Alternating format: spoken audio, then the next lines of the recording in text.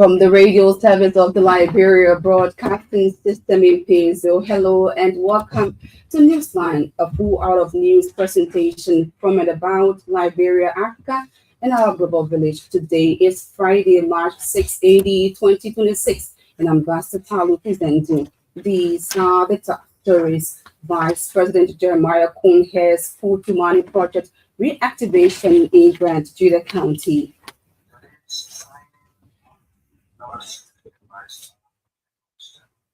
Liberia and Japan signed over 2 billion Japanese yen deal to reconstruct Freeport Copper Bridge Corridor. Movement for Democracy and Reconstruction hails President Joseph Boakai for advancing national development and inclusive governance, and away from home, massive number of civilians killed in Nigeria's Borno State attack. These plus the news in Liberian English, French, the weather report, sports, and a roundup of our foreign news are all packaged in this edition of Elbc Newsline. But first, to go over to Emmanuel Colley for a bulletin of news. The executive mansion has announced the appointment of Vice President Jeremiah Kuhn as heads for the finalization of the Putu mining project. President Walker, in his terms, the timely conclusion of the Putu mining project as critical to economic recovery, revealing generation and job creation. The Liberian leader noted that the Putu mining project remains an urgent national priority, emphasizing the appointment of the Kuhn as a major step towards the immediate advancement of the project. In the release, President Walker instructed relevant ministries, agencies, and commissions, including Mines and Energy, Finance, Justice, and the National Investment Commission, to fully cooperate to alarm and coordinate efforts to implement the project. According to the release, Vice President Jeremiah Kuhn will be tasked with convening an interagency task force to establish a clear roadmap for all outstanding processes. With the Kuhn's appointment to expedite the Putu mining project followed months of prolonged updates from relevant institutions, indicating that negotiations and arrangements for the transfer of the project sites. At the same time, President Joseph Walker has congratulated the government and people of Ghana on the occasion of the 69th independence anniversary of that country. In a message to his Ghanaian counterpart, John Mahama, President Walker reflected on Ghana's long but determined journey towards national development and democratic consolidation. The Liberian leader noted with pride the remarkable progress and democratic gains Ghana has made over the last 2 years. He expressed hope that the cordial ties of friendship and cooperation between the two nations will be further strengthened as they continue to collaborate within regional and international frameworks. President Walker prayed that God will continue to endow President Mahama with abundant wisdom and strength as he leads the people of Ghana towards greater prosperity. The governments of Liberia and Japan have signed over 2 billion Japanese yen road contracts with the Dainipo construction in Japan. The contract will see the rehabilitation and reconstruction of the Freeport to Gabriel Bridge Road Corridor. Deputy Public Works Minister for Technical Services, Prince Tama, signed on behalf of the governments of Liberia. Mr. Tama expressed appreciation to the Foreign Ministry and Liberia's ambassador to Japan, Elliot Appleton, for sustaining the country's bilateral partnership. Serves as an essential gateway to the port area and connects key economic zones within the city of Monrovia, including strategic crossing at the Gabriel Bridge. According to Minister Tama, the project will significantly improve mobility. The Deputy Public Works Minister also noted that the initiative will address the persistent flooding challenges along critical corridors leading to the Gabriel Bridge. The Movement for Democracy and Reconstruction, the MDR, is extolling President Joseph Boakai, his government's commitment to national development and inclusive governance. The party says over the past 2 years, the government under President Boakai has made remarkable achievements across key sectors in the country. In dispatch post, the party has named some of the sectors as infrastructure, education, and health, which had strengthened public service delivery for the people.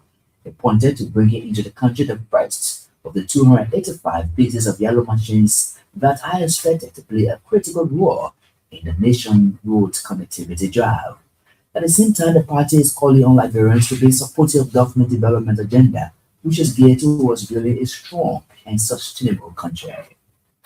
Gender Minister Bernie Horace Colley has outlined several flagship interventions undertaken by the government to address structural inequalities that affected Liberian women in the years. Mr. Horace Colley named the Liberian Women Empowerment Project and the Realize Project as key initiatives government is using to support hundreds of women in business and farming. Speaking at activities marking International Women's Day Friday in Deansville, the gender minister noted that more than 500 communities in 22 districts are currently benefiting from the initiatives. Backbone of Liberian informal economy, only approximately 55% of poor enterprises. According to her, these initiatives are expanding income generating opportunities for Liberia's vulnerable population and contributing to poverty reduction in the country. Meanwhile, the gender minister has assured Liberian women of government determination to empower women and strengthen communities across Liberia. Youth and Sports Minister Colenia Kra has recounted significant strides made by Liberia in empowering women and girls, especially in leadership. Ms. Kra said, unlike in previous years, Liberian women and girls are now seen in managerial positions, both in the public and private sectors. She made reference to her position as Youth and Sports Minister in other positions that women are occupying in government, including the Ministries of Education, Health, Gender, among others. Mr. Kra, however, noted that despite these trials, more needs to be done in protecting the rights and dignity of women and girls in the country. But while we make those strides, we cannot deny that there is still more to be done. More to be done towards sustaining these gains. So that it's not just one time, but like where we comes and make a history and then leaves, it doesn't happen for the next 10 to 20 years.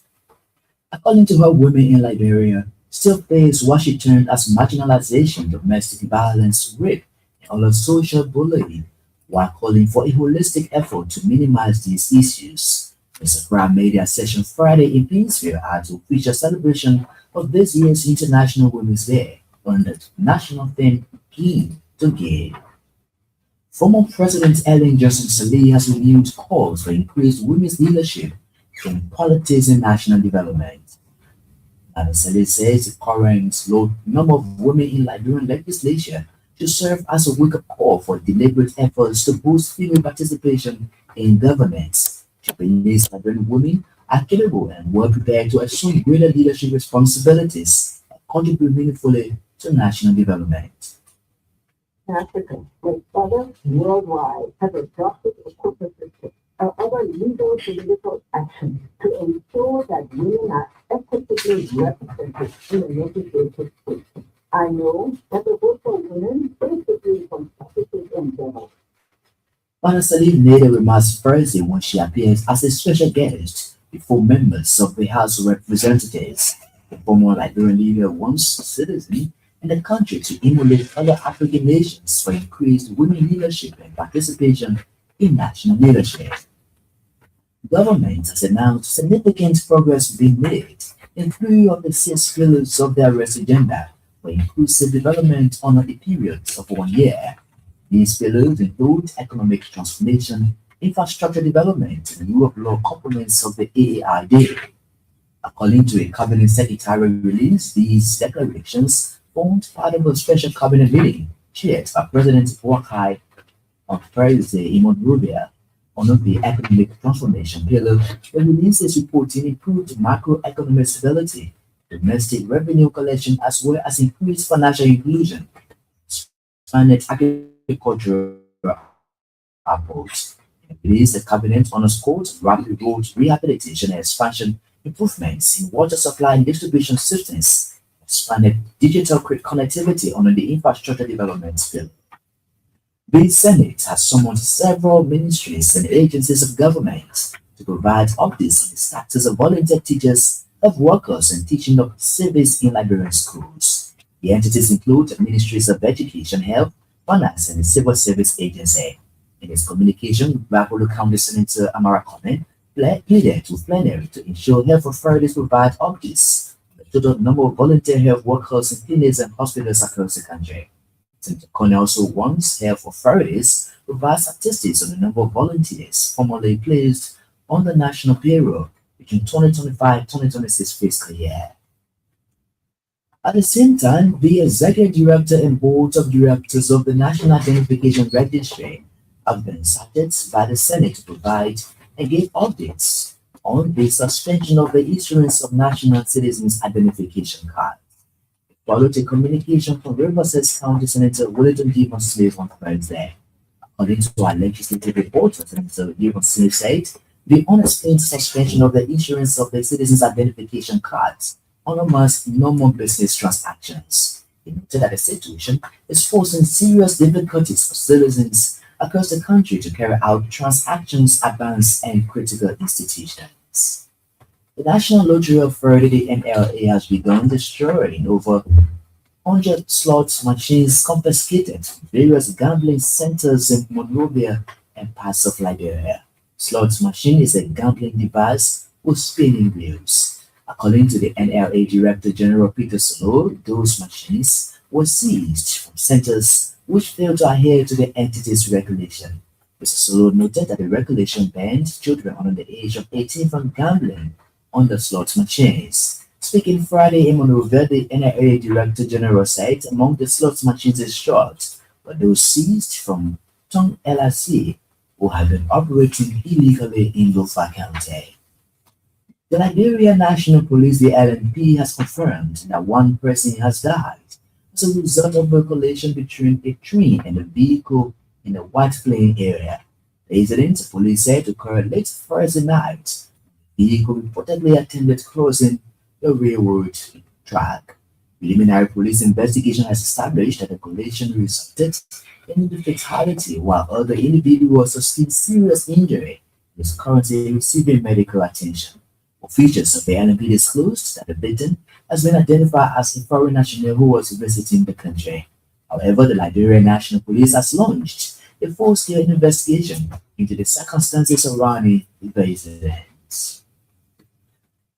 The 14th Judicial Circuit Court in Riverside County has set free Emmanuel Jacobs from a murder case involving one Bobby Brown. According to our correspondent, Jacobs was free on Wednesday following a unanimous non-guilty verdict by jurors during the February term of court. And the Civil Service Agency has given March 12, 2026 as deadline for any employees transfer to the Liberia Traffic Management Incorporated, the LNTR. CSA Director General Dr. Josiah Joka said after the March 12 deadline, no employee will be given or have the opportunity to take transfer to the LNTR. Dr. Joka stated that the government intends to provide an opportunity for employees at the Ministry of Transport to take employment at the company or remain its employer. Emmanuel Collider with the news bulletin makes a return later with our weather report and international development. One of the big stories we are following this evening, Movement for Democracy and Reconstruction hails President Joseph Boakai for advancing national development and inclusive governance. Government continues to take critical steps to improve road infrastructure across the country. Following a productive week of engagement in Tokyo, Japan, the Liberian government has secured an over 2 billion Japanese yen contract with a construction company. The Deputy Public Works Minister for Technical Services, Prince Tama, represented the Liberian government at the signing ceremony Friday.